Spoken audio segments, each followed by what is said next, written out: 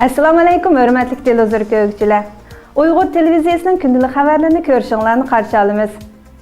Xalqara Maliya terrorluq sandının Dünya Uyğur Qurultayını qar tizimlikə kirgizişi qattiq tənqidga uchirdi.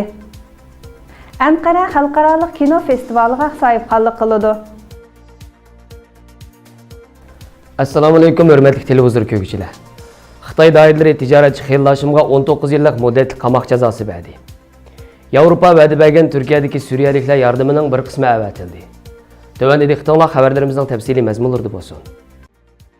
G'uljida ko'z ko'ringan tijoratchilardan biri bo'lgan Xəlil Hashim o'zining Xitoycha o'qiganligi va Uyg'ur urf-odatlariga puxta bo'lmaganligi uchun turmushda ijtimoiy munosabatda bo'lib diniy savod bo'lmasligining xijolatchiligini ko'p tatqanligi uchun boshlang'ich maktabda o'qiyotgan o'g'li Mardan Xəlilni darsdan sirt mezgilida mahalladagi bir oilaviy Qur'on kursiga bergan.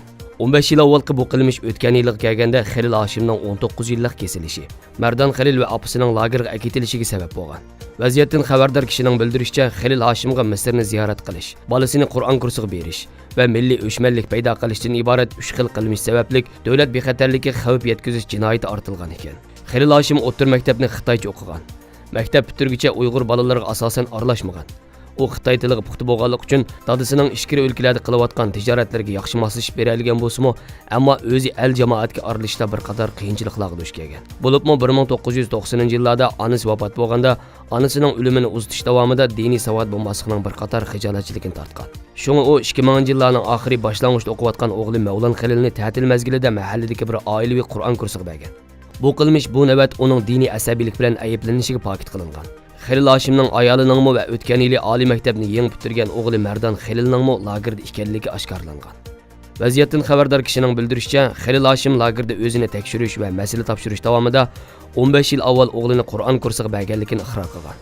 Ammo u bu iqrorini lagerdan burunroq chiqishiga foydasi bo'ladi deb o'ylagan.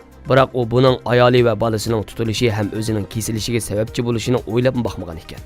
Xəlil Hashimning Qozog'istondagi akasining o'g'li Vahab Hakim tog'isining yaramliq bir tijorat ekanligini ilgari sursa, shohidlar Xəlil Hashimning har xil sohada utuq qozongan bir tijorat ekanligini bayon qilgan.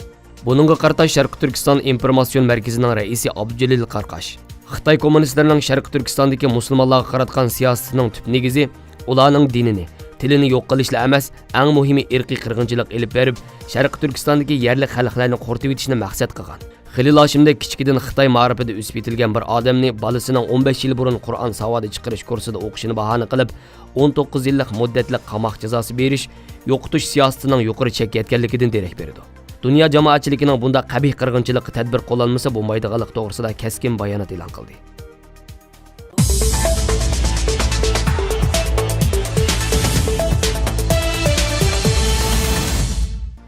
Erkin Asiya Radiosi 16 aprel xabarida Markaziy Londondagi xalqaro moliya mulozimat shirkati Refentip Dünya Uyghur Qurultayı və onun az deganda 3 nəfər fəaliyyətçisini onun qarmaqidagi Dünya Nazarat Maliya sandini terrorluq və qara tizimlikə kirgizib qoyub, ularga nurg'un qaşlı paydo qilganligi ma'lum bo'ldi.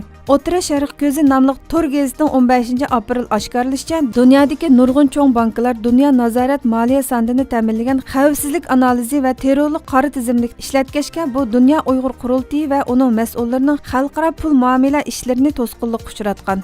Bu vaqaning Xitoy hukumati 2 milliondak Uyg'ur, Qozoq va boshqa musulmon xalqlarni yig'ib olish lageri qamishi xalqaro diqqat nuqtasiga aylanib, Xitoy hukumatining jazolash sadosi kuchayotgan mezgilda oshkorlanishi kishilik huquq tashkilotlarida jiddiy andish paydo qildi. Ma'lum bo'lishicha, Dünya Nazarat xavfsizlik sandini burun Thomson Reuters nomli shirkatining ig'dorligida bo'lib, u 2018-yil 10-oyda bu o'rinni Blackstone Refentip nomli tarmoq shirkatini qurib, Dünya Nazarat xavfsizlik sandini uning boshqarishiga o'tkazib bergan. Ma'lum bo'lishicha, Refentipning Dünya Uyg'ur Qurultayı va uning raisi Dolqin Aysa, uning ko'chmanlar ishlariga mas'ul Mehmet To'xti qatorliq mas'ullarni terrorlik qora tizimlikka kirgizib qo'yishi bilan ularning Kanada Royal Bankisi, Avstraliya bankasi, Germaniya Deutsche bankasi, G'arb uyushmasi qatorliq pul muomala organlarida pul selishi, pul almashtirishi cheklangan. O'tira Sharq ko'zi to'rining bildirishicha, Dünya Uyg'ur Qurultayı 2008-yili Dünya Nazarat xavfsizlik mulozimat sandini terrorluq qora tizimlikka kirgizib qo'ygan. Dünya Uyg'ur Qurultayining nima uchun bu ishni hozir qadar bayqamaganligi ma'lum emas.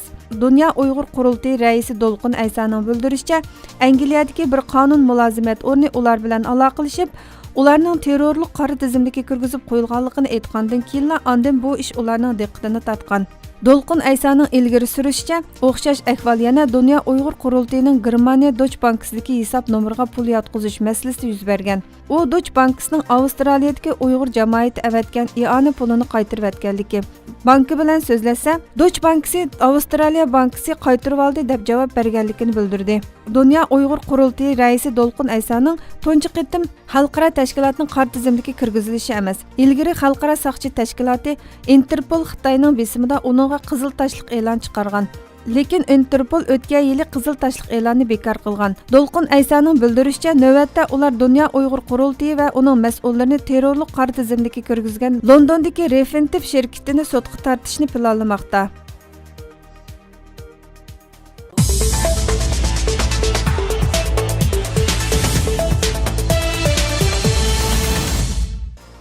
Yevropa İttifaqı Türkiyədəki Suriyaliklər üçün vəd bergan 6 milyard yevro yardımdan 2,2 milyard yevroni əvətdi. Türkiyə Avaz Radiosu xəbəri. Yevropa İttifaqı Komiteti Türkiyədəki Suriyaliklər iqtisadi cəhətdən yardım qilish programmasının yillik dokladını e'lon qildi. Dokladda Türkiyədəki Suriyalik musafirlarga yardım qilish uchun 2016-yili qurilgan fondga taxminan 6 milyard yevro tasdiqlanganligi xotirlatildi. Fond ramkasida insonparvarlik yordami, ta'lim tarbiya va sahiyya qatorliq sohalar bo'yicha 84 loyiha kelishimi imzolanganligi eskartilgan. Dokladda hozirgacha loyihalarga jami 2,2 milliard yevro berilganligi qayd qilindi.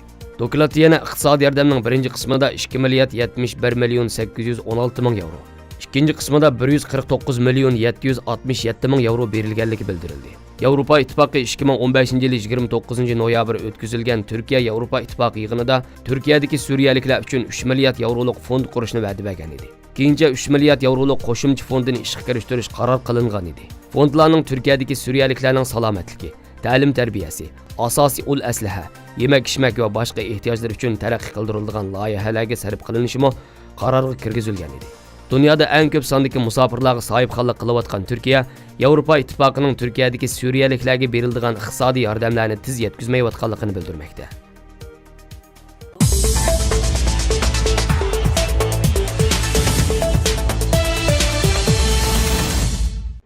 Xalqaro kino festivalining 30 yilligini xotirlash faoliyati 18 apreldan 28 aprelgacha Anqarada o'tkazildi. Bu qitimqi festivalda xalqaro kino sohasidagi sarxil filmlar tomoshabinlar bilan yuz ko'rishdi. Dunyo uchur aloqa tadqiqot vaqfisi tarafidan uyushtirilgan 30-navbatlik Anqara xalqaro kino festivalining programmasi e'lon qilindi. Bu qitimqi festival Madaniyat va sayohat ministrligining qo'llashida bo'ldi. Kino festivalda Berlin tez suratlik poyezi, buningdan boshqasi yo'q, Tamlar çekilmoqda, Werner Herzog va 4 qatorliq filmlar qo'yildi ekan. Xabarlarimizni ko'rganingizga rahmat. Görüşkice aman bulunlar. Xayr xo'sh. Allah'a emanet.